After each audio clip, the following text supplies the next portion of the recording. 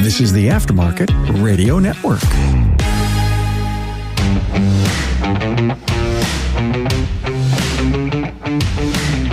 Welcome to another episode of Business by the Numbers. I'm your host, Demerast, CPA with Paar Melis Associates.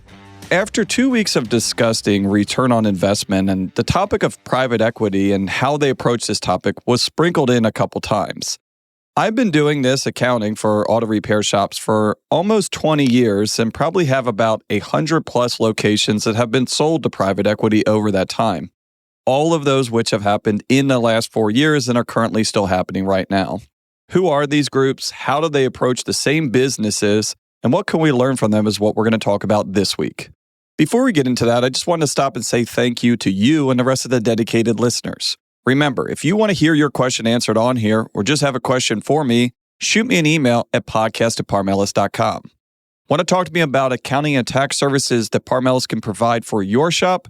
Shoot me a text at 301-307-5413. And last but not least, we cannot forget our dedicated sponsors, Promotive. If you need to recruit the next person for your shop, give Promotive a call. Great news. You now have a hiring partner to help you with the heavy lifting of hiring your next superstar. Introducing Promotive, a full-service staffing solution for your auto repair shop. Visit them online at gopromotive.com. First and foremost, I want to be explicitly clear about this episode. I am going to try to not even really talk about specific valuations on here and how they approach it in a practical sense, because this episode is not how to sell to a private equity group. This episode is not you should sell to a private equity group. This is just kind of giving everyone an update on who these groups are, what they're looking to do, and what this probably means, or my opinion on what it means for the overall industry. What I will tell you about selling to a private equity group is you should not do it alone. You shouldn't sell to anyone alone, but specifically private equity. If you've ever seen Shark Tank, these are sharks. These guys have one thing in mind and one thing in mind alone, and it's making money. Sure, if you want to go and you want to just take a shot at it, fine. I would not recommend it. I don't think anyone would recommend it. And I don't think that you should do it after listening to a podcast, reading an article, or anything. This is a major decision, and these are majorly sophisticated groups on this that have done this time and time again. It's probably the first time you've ever done it. So be careful. That being said, let's talk about who these groups are. What is private equity? A lot of times, and this kind of surprised me the other day when I was talking to a shop owner that was approached by one of these groups because he was not really even familiar with this specific group or the entire idea of private equity to a large extent. What is private equity? Private equity is just that, a privately held group of people that have equity, and generally this case, a business. You could have private equity that own real estate. You could have private equity that own a ton of different things. But in this situation, we're talking about private equity. It's institutional investors buying small businesses and specifically auto repair shops in our case. Have we seen this before? Yes, private equity groups are very common in just about every industry that you see. Private equity groups buy up accounting firms. Private equity groups buy up hospital groups. Private equity groups buy up dealerships. Private equity groups buy up collision shops. And now what we're seeing is automotive repair and specifically independent automotive repair shops. Like I said, we have seen this before. Even if you go out, outside of the automotive industry, this is happening and has happened already in most of the other trades. If you look at HVAC groups, if you look at plumbing groups, there are major regional and national names out there. And most of those have been kind of started or made to be what they are now through acquisitions, consolidation. Even if we look into our industry, if we look at the automotive industry as kind of a wider spectrum outside of independent repair shops, the collision world and the dealership world has already been through this, has already seen this. If you look on the dealership side of it, how many of you guys first started your shops and you had independently owned, OEM dealerships? Flash forward today, how many of those are owned by the Mile One Group, Fitzgerald, or whatever handful of dealership groups there are around the country? Collision is probably the one that most closely resembles what we are seeing now in the automotive space or the aftermarket repair side of things, and that had probably a 10 to 15 year head start. To understand what the private equity groups see in independent auto repair shops, I think it would be important to kind of understand what they saw and how they are able to do a similar thing in the collision world. But there's also some key differences here. One of the probably largest buyers in the collision side of things in recent memory is going to be Caliber Collision. Caliber Collision, especially in a local market here, had been going up probably for the last 10 years, buying up the largest collision shops, the best collision shops on it, and built a pretty incredible network of shops. Why are these collision shops? What was the idea behind the consolidation on the collision shop side, and why has that been so successful for these groups? In the collision world, any of you that own a body shop or deal with insurance companies are aware that you do not set your prices. Largely, it is set by the insurance company. If I have one collision shop in Maryland and I go to Allstate and I say, I'm not going to do your work unless you pay me $60 an hour, body rate. Might make you kind of sad to know this, but yeah, body shops, collision shops don't get the kind of labor rates that you do. A little bit different how they do this, but just stay with me here. So if I have one collision shop in Maryland and I go back to Allstate and say $60, take it or leave it, and they're currently paying me $50, Allstate is going to come back and say, Hunt, we appreciate your business over the year. If you don't want $50, then you're going to get nothing. We do not negotiate with you, and we're not going to do anything.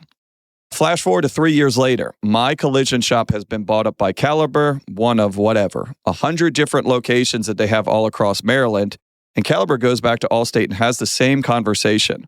But instead of saying, if you don't give us $60 an hour on our body rate, we're not going to do it at one location. We're not going to do any of your work for any of your customers in any of our locations across the state. Can you imagine if you just look at if these acquisitions happened overnight, if someone like Caliber is able to look at all of these businesses that they just bought and say, just because of our power, just because of the group that we have amassed on this, we instantly overnight can get 10, 15, 20, 30% higher labor rates on all the work that we're already doing. You can see how they can come in there, overpay for this stuff, and on the back end still be happy and laughing all the way to the bank. This is more or less exactly what has led a lot of these guys to look at the automotive repair space, but I think that they're missing a major point here. The thing about a collision shop is when you go to a collision shop, the customer is generally not paying them. Your insurance company is. And so if you're getting a car that's back, that's repaired, and it was free, you have a lot less stipulations on it than when you're paying out of your own pocket. Also, it is not accurate, and it's probably not true at all. But if collision work, and specifically paint work, is done correctly, a good job and a bad job from 10 feet away are going to look exactly the same. Some of this is perception is reality, and some of this is the customer just doesn't care if they're not paying for this. When you go over to the automotive side of it, and specifically the repair side of it, it could be, and it generally is, much, much different. You have to fight for everything that you're selling because it's an A to B conversation. It's an A to B sale. The customer is giving it to you, and you're giving a product back to the customer. Also on this, maybe for the collision side, they have a benefit of having that brand recognition. The larger group, hey, there's power here. These guys have a lot of different technology and a lot of different equipment to be able to fix my car correctly. For the automotive repair side of it, we don't see that same perception with customers. They do not want to see a chain of 100. The reason that you guys probably have a successful business is because they've dealt with some of those chains before, did not have a good experience, and are looking for that more boutique service, that more personal touch that some of these larger groups just don't do and are not interested as well. If we're looking at this, you might say, well, they might be missing the point altogether, but I think that that would be very ignorant to talk about. These guys care about one thing and one thing alone, making money. What comes second? I do not think that there is anything that comes second. In my own firsthand experience of these, have these guys been profitable when they take over these shops? Yes. Do they operate it differently than what you're trying to do? Absolutely. But they also have another aspect of this that you guys don't have in mind, and that's an exit plan. When these groups come in, they have really two objectives. They need to make money, they need to increase your business, but they are also not going to be holding on this for very long. Most private equity groups, especially in the earlier stages like this, are looking to hold their investment for 5 years or less. So if they amass 60 shops on it, they are looking for an exit. Some of these guys are looking to probably buy and hold. If you're looking at this from an investment nature on this, auto repair shops should give about a 33% return on your investment. If you package that up, you could sell that investment to someone else and still be able to pay out healthy returns while keeping a large amount of that for yourself. But what most of these guys are doing is looking to make a much larger exit. If you come in and you pay on a 6 times valuation, and when you get 80 plus locations, that 6 time multiple now becomes 12 times. These guys can make their money back, can make profit along the way, and then also, hopefully, double their money when they exit in 5 years. If you do the math on this, this is completely different numbers than what we're looking at. And this is what someone else said to me. They're not using the same numbers. They're not using the same formulas because, like I said, they are not planning to own these businesses. These are built to sell. They are buying them to sell, and they're buying them to be profitable. What are these groups looking to do? All of these groups are looking for different things. If you're going to look at the larger ones that I've dealt with, there's probably 5 to 8 of these around the country. There's some of these groups that are in the Midwest. There's some of these groups that are in the Southeast. There's some of these groups in the Northeast. And a lot of these have started to kind of cross borders. A lot of these guys have started to join forces together. But at this stage, probably the largest private equity group that we've dealt with is up to about 80 to 100 locations. So like I just mentioned, that is one of their largest factors here. If you have one business that makes $100,000, is that the same value or the same proportion of value as 80 business all already combined making $100,000 each? A business in the $1 to $10 million range is going to be looked at a lot differently as a business in the $80 to $100 million. How do I explain that? How do I translate into your logic? This is looking at percentage versus dollars. If you look at selling tires from a percentage standpoint, it doesn't make any sense. Well, I should sell parts. It's much higher. You can turn this stuff quickly. You can turn it easily on it. And at the end of the day, 15%, if done quickly, could end up being much higher profit per hour than even what looks like on paper, much more profitable work. That's exactly what these guys are doing. Strength in numbers. And hey, if I have $100 million, I don't really care that I'm not making a 20% net. 15% is still pretty darn good. And for a lot of these, the money people in these situations on it, they are not actually working. They're not in these shops for these kind of returns. So yeah, it looks really, really good. Shop owners, are you struggling to find and retain top-tier talent for your automotive shop? Introducing Promotive, on the web at gopromotive.com. With over 40 years of combined industry and recruiting experience, we're the ultimate staffing solution. We go beyond traditional agencies. Our team provides dedicated recruiters and account managers advising on processes, compensation, and benefits. We focus on placing technicians and service advisors with shops that offer the best culture, training, and long-term growth opportunities. Trust our experience to match the right talent to your shop. We carefully select shops that value employee excellence and provide an environment for success. Our dedicated team leads the entire process, leveraging our industry knowledge and expertise. Partner with Promotive and experience their advantage to help you build a high-performing team that drives your shop's growth. Visit gopromotive.com today and let us help find and keep the best talent in the industry.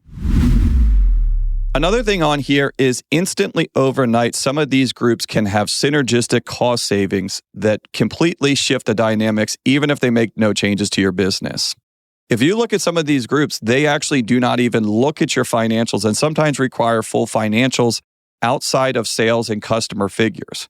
Why? Because what you pay for parts is not what they pay for parts. Again, just like we were talking about the buying power with insurance companies, do you think that if you're buying one water pump, you would get the same price if you're buying 1,000? Absolutely not.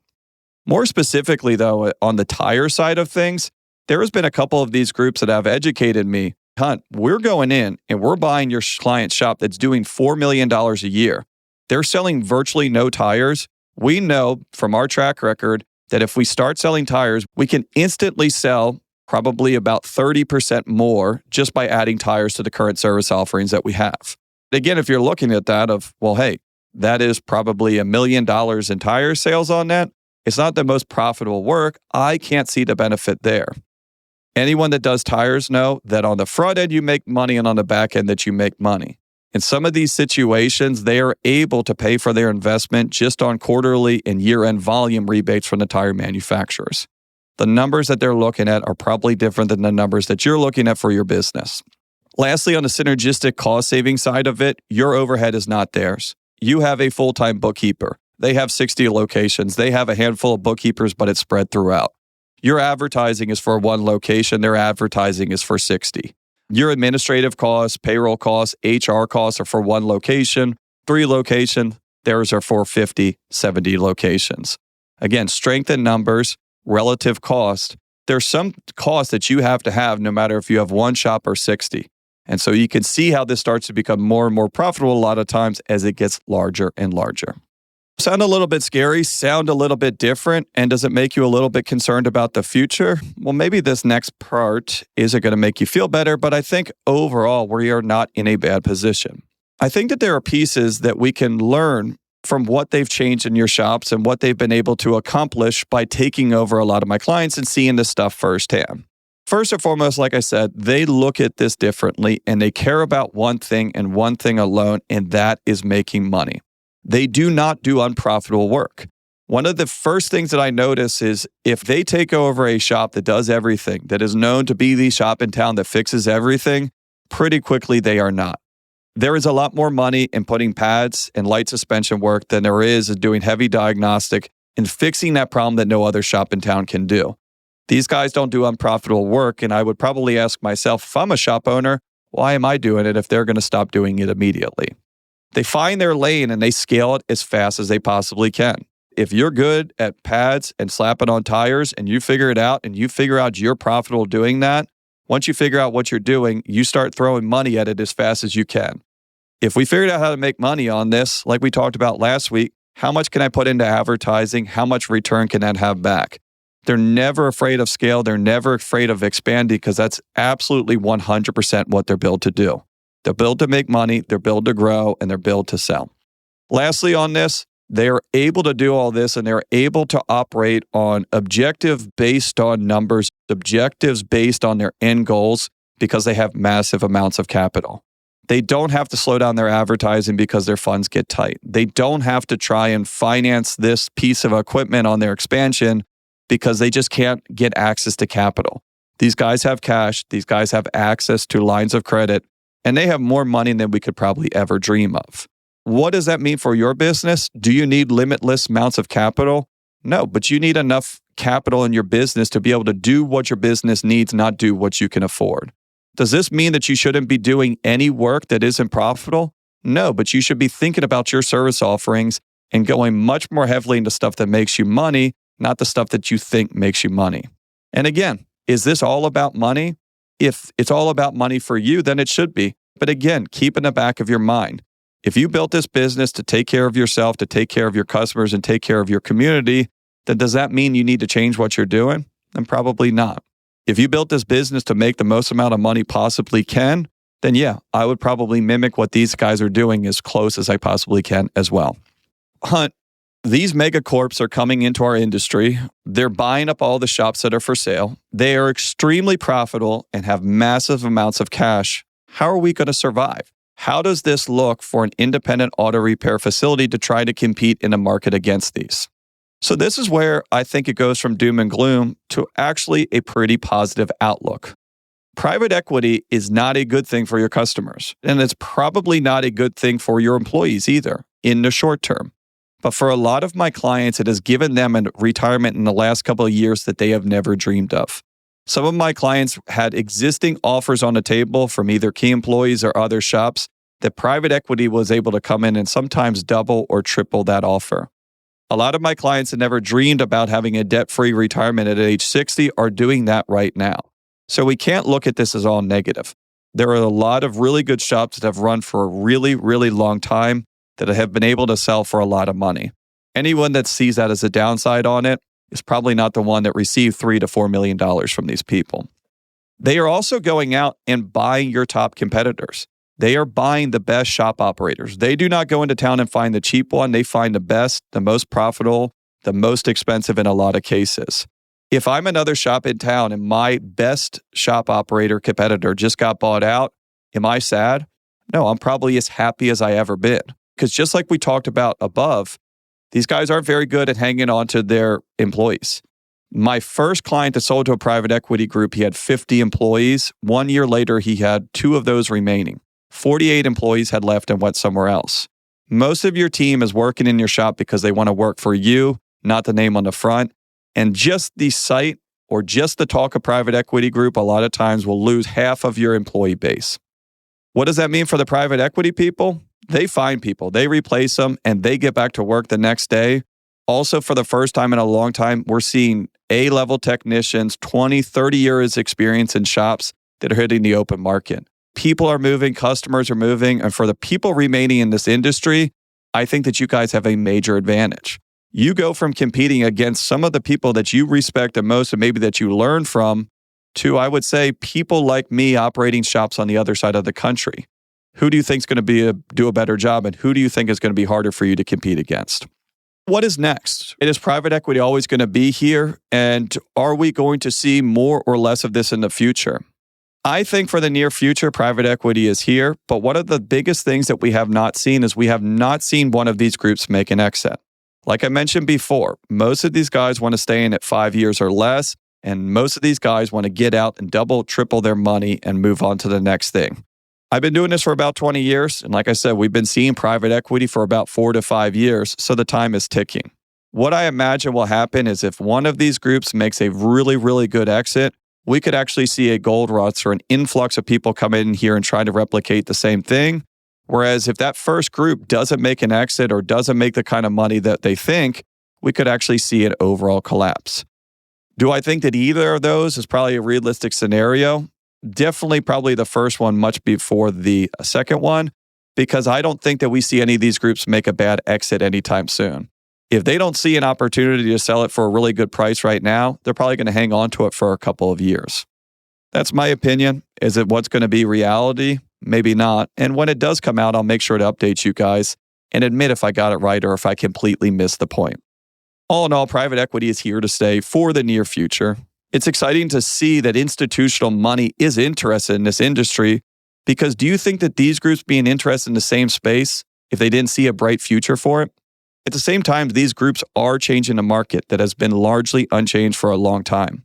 I'm not sure about you, but I would be pretty excited to see my biggest competitor get a Firestone logo slapped on his building in a year or two.